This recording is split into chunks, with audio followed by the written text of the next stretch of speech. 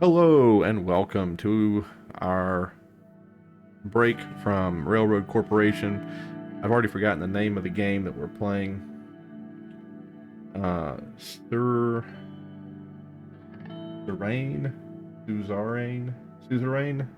Suzerain.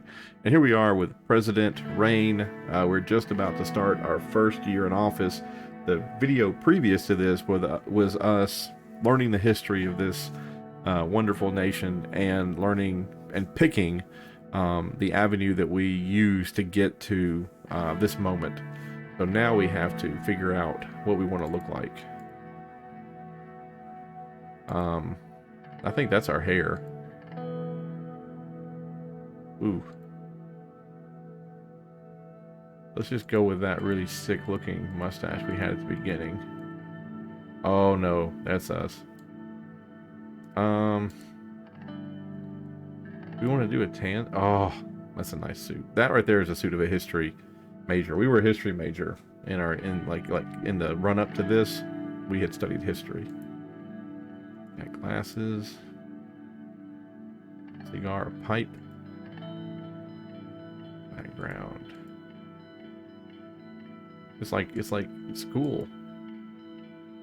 Getting your office or getting your photograph taken. Let's just do the office. All right, there we go.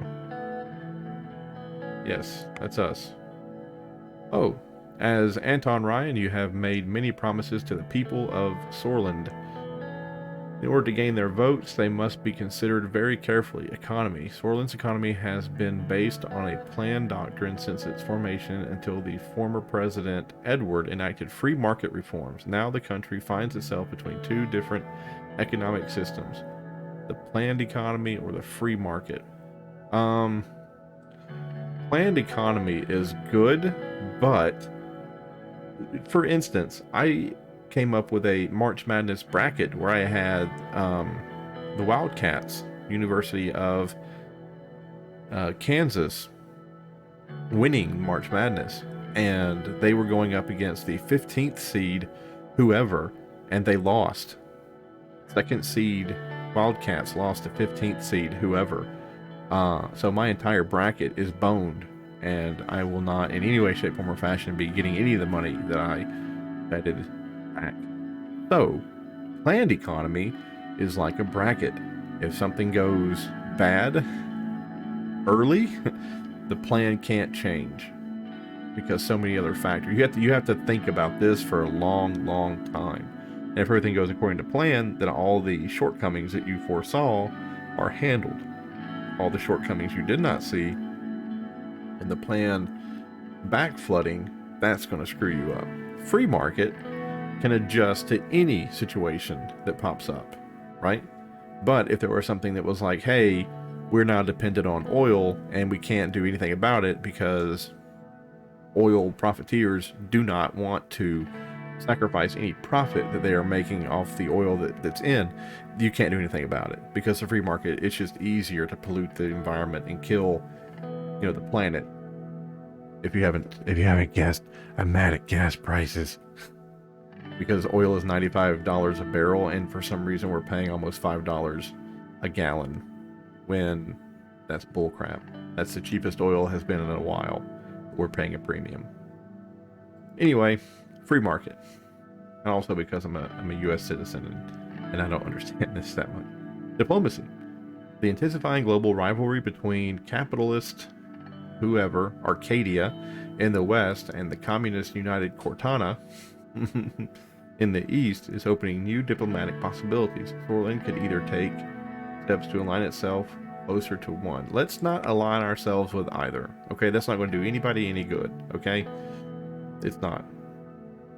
Because it's not going to be a 2v1. If you do 2v1, then it's just going to be, you're going to be pissed. So we're not going to get involved in this. Immigration. In recent years, Bludish, Mexican and Angolan immigrants flocked to Sorland due to relaxed immigration laws enacted by Edward. As a result, tensions in between Sorland and immigrants have been increasing. We can tighten immigration, right? We can tighten it. I know that I'm the person who let the refugees in, but refugees and immigrants are not the same, okay? But immigration, we can tighten up.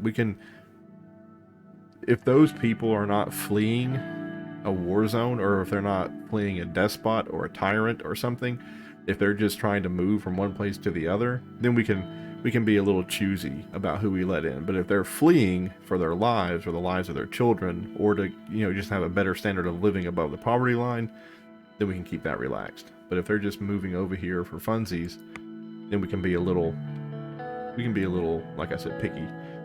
We've also promised to focus on certain extensive subjects within our first term. The people expect us to solve the negative situation within this topic while providing an overall improvement to the related topics: health, education, law enforcement, and the military.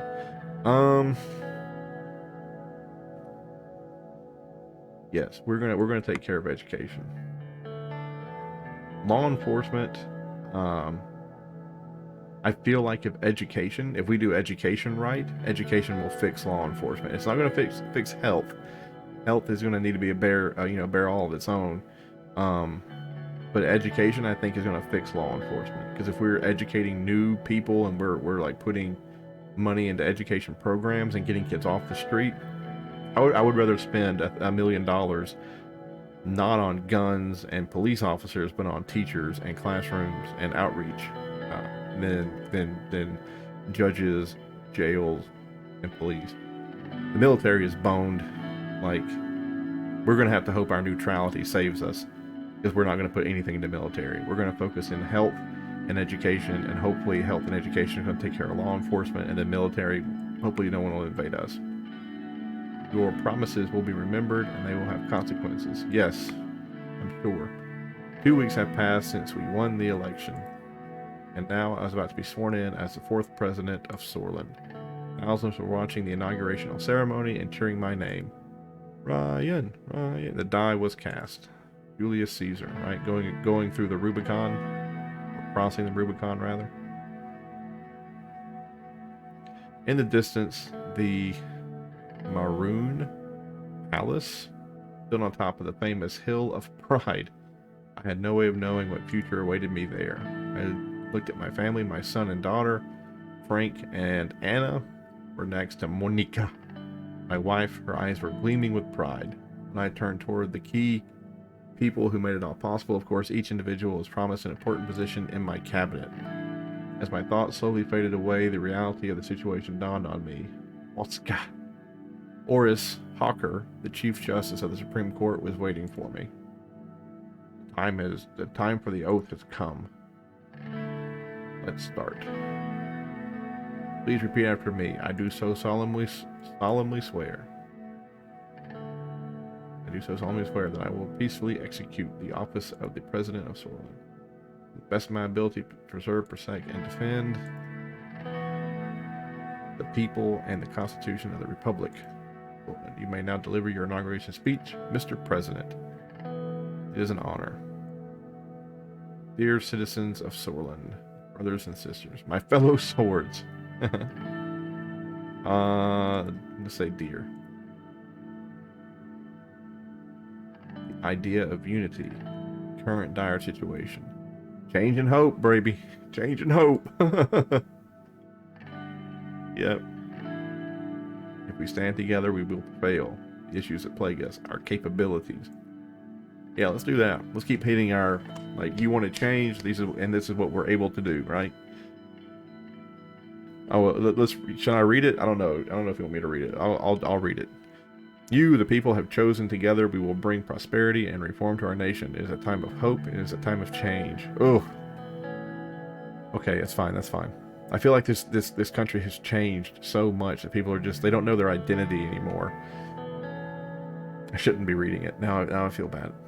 Our workers are no less productive than a decade ago. Our capable minds are no less inventive. Our products and services no less requested than they were last week, last month, or last year.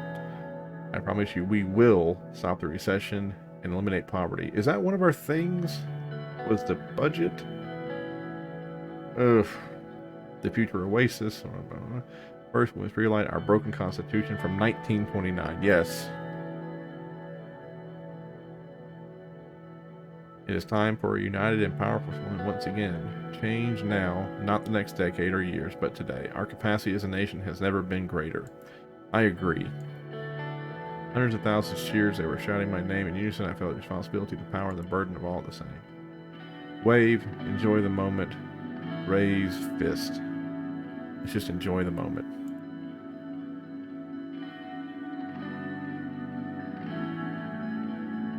Oh, right. I looked long at the people of Sorlin to burn this moment into my memory. One of the presidential guards came by to notify me that it was time to leave. I made my way to the leading car in the motorcade. The presidential state car was jet black. I don't know, like a Cadillac with flags of Sorlin above, the front headlights. Next to it, a man was holding the door. Hello, Mr. President. Still under the effects of the speech I made, hearing my new title made me smile. If you allow me to introduce myself, I am Sergey, your new driver. Nice to meet you, Sergey. It is an honor. He respectfully bowed his head and opened it. Gesturing, I go inside. I entered the car. We will be heading toward the palace. Motorcade began to move on the way to explain his duties as the drivers. As minutes passed by, I found myself lost in thought again, barely paying attention to what he was saying. He suddenly made a gesture toward the now closer palace. Isn't it beautiful? The Maroon Palace. He was right. Sunlight glittered off the palace's many maroons? Maroon colored domes. It was so bright that I had to look away. Every time I look at it, I'm reminded of my duty to this nation. As do I, Sergey. It's beating heart of the nation after all. We all owe a great debt to the men who led the country from here. Their service will not be forgotten. The car drove past majestic gates, continued up the hill, the entrance, and stopped at the front doors. Have a great day, Mr. President. A Morgana West Corps. He referred to the famous phrase from the times of the Revolution. It was Corps, which meant morning will come, victory is close. Oh, so it's Latin. Okay. What does he say there? I say victory is close.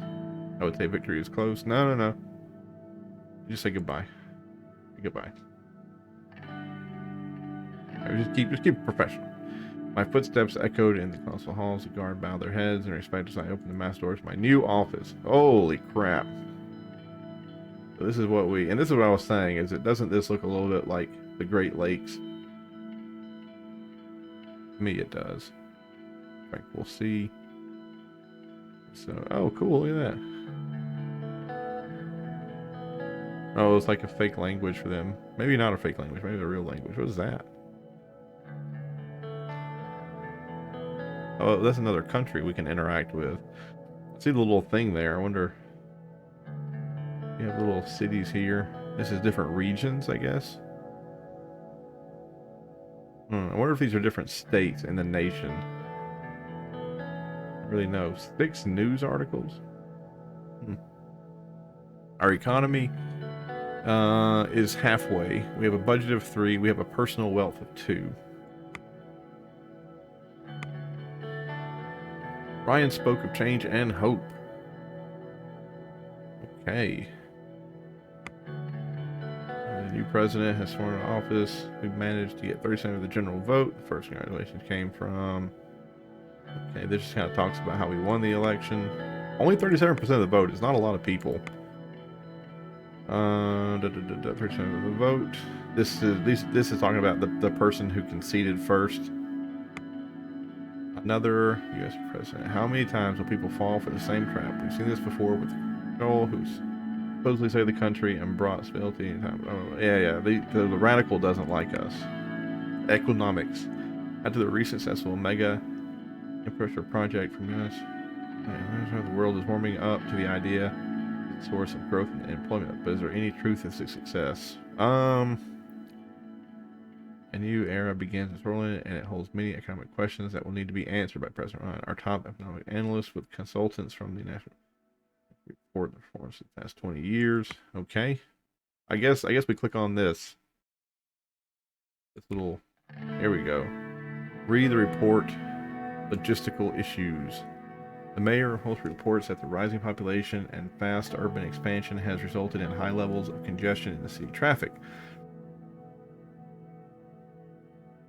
The report underlined increased traffic and slow transportation routes. The biggest problems at the capital. The mayor also reported that a well-designed large land-based industrial center where all transport come together is one of the greatest problems for domestic transports because big metropolitan traffic are scattered all over, having to establish such centers in 10 different districts. Okay, so we have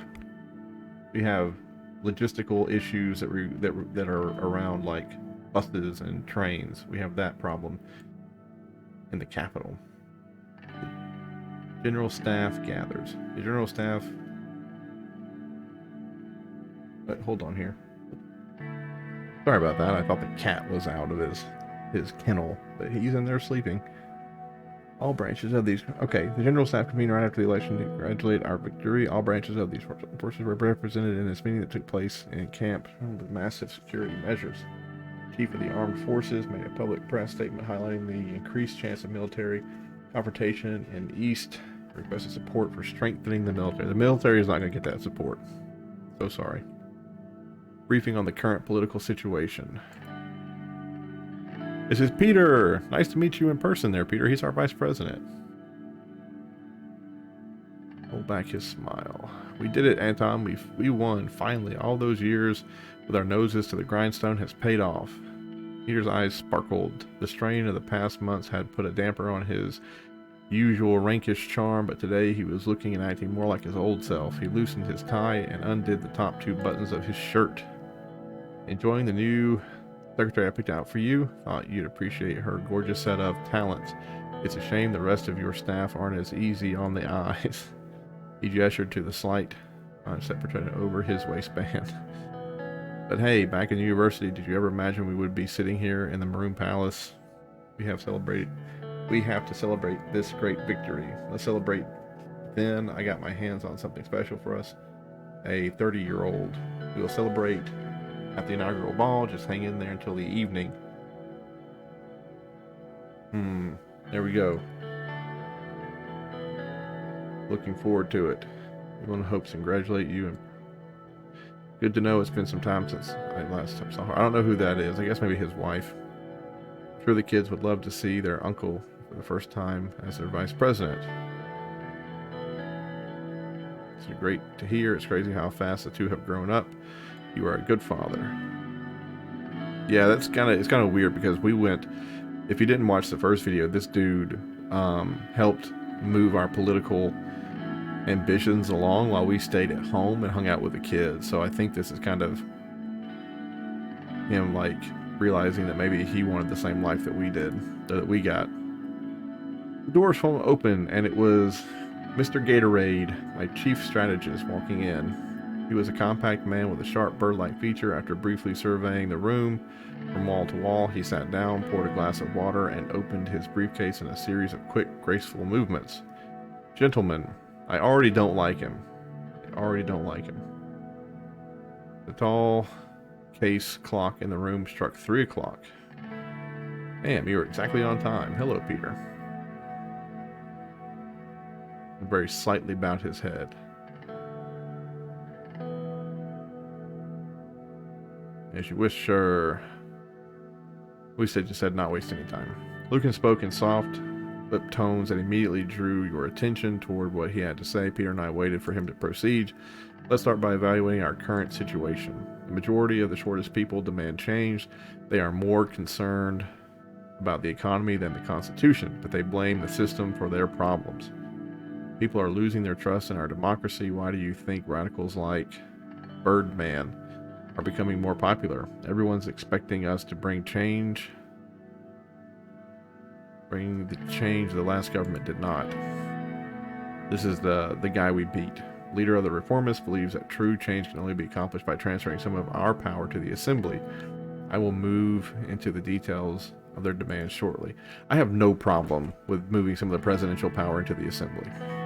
I agree with the reformists. Our responsibility is to democratize our broken system. Yeah, that's okay. I agree with the reformists. Our responsibility is to democratize our broken system. That's exactly what we campaign for, a true change that will move the country forward. We will need many allies against the old guard in the government. We'll take many members of the Assembly to give their support for drafting a new constitution. Reformist politicians are quickly to increase their number. While the reformist wing inside our party is still a minority, they could have a tripartisan majority in the Assembly, especially if they unite under Riker. The USP reformists aren't wrong to agree that we need change, but we should be in charge. Yep. Maybe he works for us. The party must fall in line with our position. We can't have a strong divide. I kind of like that too. Do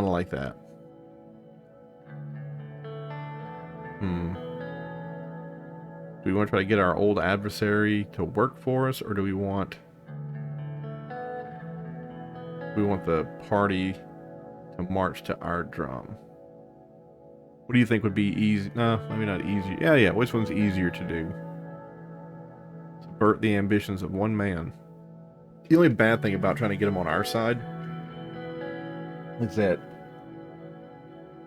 if we say, like, hey man, what do you think about this? His brain is always going to think, like, if I can screw him over, I can win the next election. You know what I'm saying? Like, he might not look it through that lens. If we could talk to this guy like face to face and see if we could trust him, see what his attitude would be, I would make I'd make this decision differently, but we can't. But let's just go with our party needs to fall in line. Reformist demands were clear. They want to limit the presidential veto powers, ensure that the Supreme Court is independent, and take away the court's right to vote on constitutional amendments.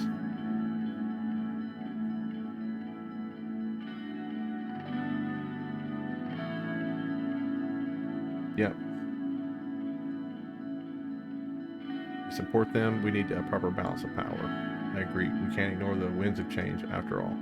The old guard will do its best to preserve the Constitution. Chief Justice Honker and his allied judges have a great influence over the Supreme Court, which will be tough to break. Why? They're going to gain independence. Why would they want to fight me? Like, we're going to give you more power so that you can do more things from your position. Like, no, I will fight to make sure I do not have more power. Maybe he just feels that way. The court also has the final say over the Constitution legislation. Without their approval, we cannot even change it. We will need a comprehensive bill to balance the power structure more fairly. We must break the power of the Supreme Court one way or the other. I'd rather not go against them. The risk is too high. We'll write a good bill.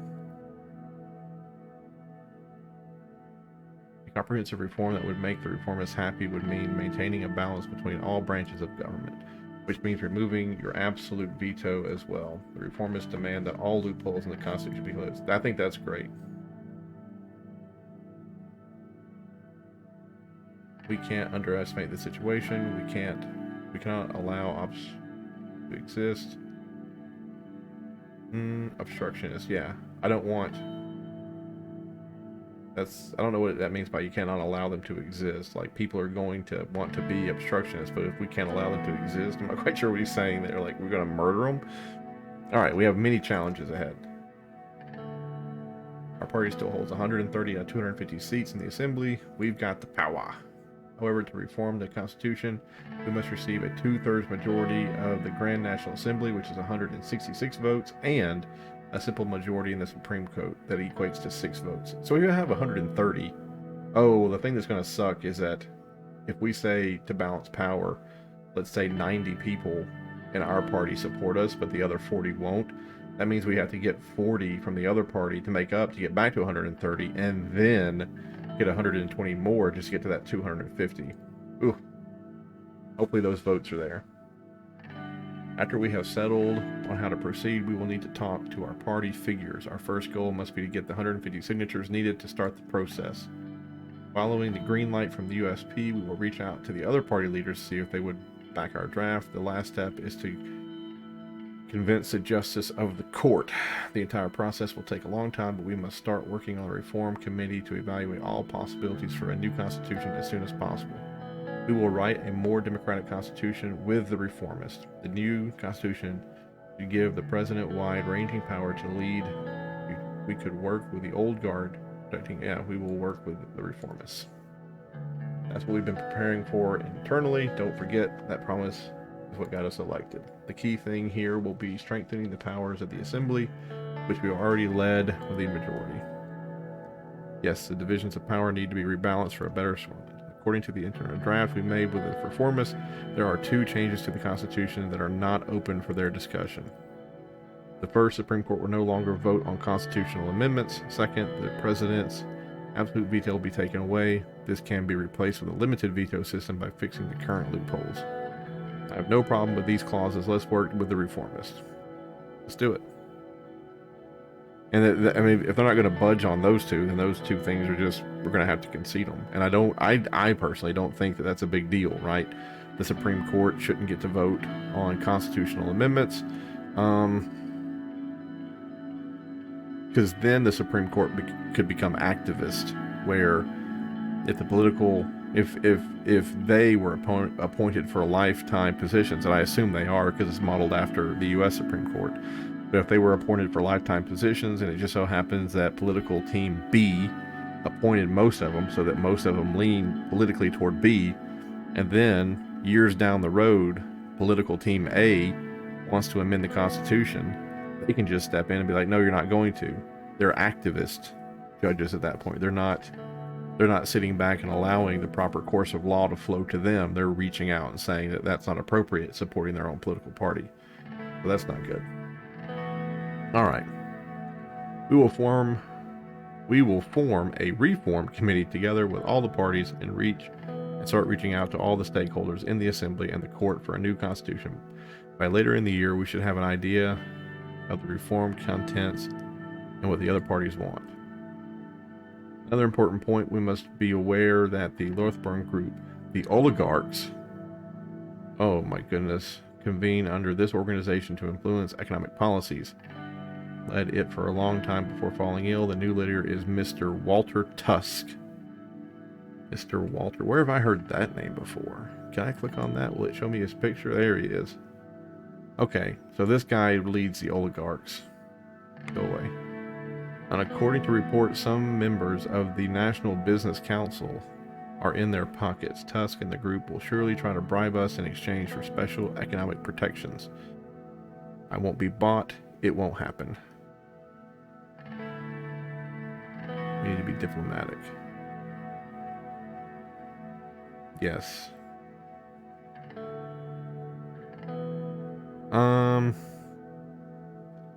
Yeah, okay, there we go. We'll keep them on the back burner until we approach them. Wise approach.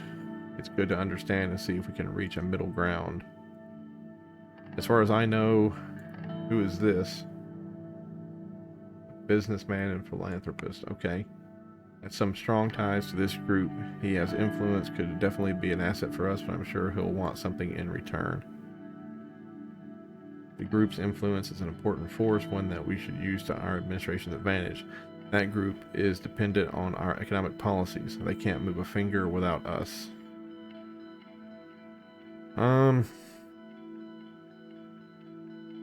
Here's what I think is going to happen. I think if we try to get Tusk on our side, because Tusk is leading the group, he's going to have to make a decision that the whole group appreciates. But if we get this other dude on our side, then all we have to do is make a concession for him to get rich, and then he'll use his influence to get the others to do what we want them to do, right? So instead of agreeing to help Tusk and then 10 people getting their way, we help one dude, you know, and that one guy gets his way, and then we get 6 votes. You know, sure, we lose 4 votes, but we're getting 6, and we're only screwing over a small portion of the people. But then again, we're supposed to be shot during our first year too, so let's go ahead and be jerks about it. I wouldn't be so optimistic. The capital they represent could do a lot of damage if it was diverted.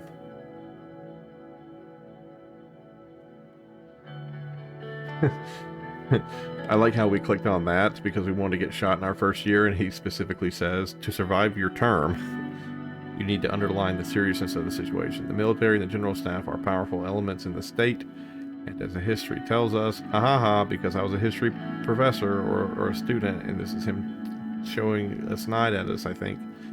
A dangerous one too. We do have some room to make structural changes by reducing their budget, for example, but it is quite limited. I want to receive the advice of the military before making up my mind. I don't want to die in prison. Yes. With the rumbling threat on the horizon, we can't reduce our defense capability and anger our general staff. The military has been nothing but a burden to our society. We should do something drastic, like cutting their funding. That is possible, but we can be sure that there will be a strong negative reaction. If we push the military too far, it could be real trouble. Defense Minister, it's the same, almost the same name as the other guy, is more loyal to us compared to General Kruger. Ugh. A fact that obviously can change with our actions. Either way, I see a potential rift between the two since they are clearly of different minds. If we act strongly against the military, both of those guys will unite against us. I agree with Lucian. We need to tread carefully here. Well, the gentleman, it's precisely 30 minutes. This concludes our political briefing for today. Our next meeting will be about our media strategy. Talk to you soon. I will keep in touch. See you at the next meeting. Ooh. Ooh. Oh, we have some news. Speaker Golding said that committee, which includes all the political parties, assembly has formed the president's potential changing the Constitution. Cool. A bill to change for allocation of public funds to political parties is proposed. The bill aims to change the criteria for the population to vote. Okay, interesting. A very exciting day marks, and the National League kicks off with the... Okay, that's not... Okay, and then geopolitical politics. Our foreign policy analysts, who are reviewing the recent military and diplomatic, have come to the conclusion that it's highly likely that we will keep trying to push further south, threatening the territories of Swordland. Okay, well let's work right quick. This is Rumburg.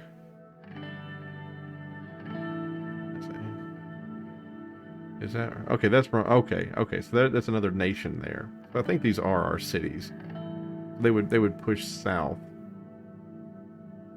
to take this place and us.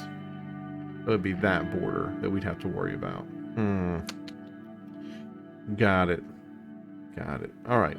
We are at 32 minutes. I'm going to go ahead and call it here just because we have a break. If we click on this and then we go into this stuff here, it's going to be another long conversation. But that's pretty much what the game is about. Just making decisions, trying to work with people. What's this? Why flash?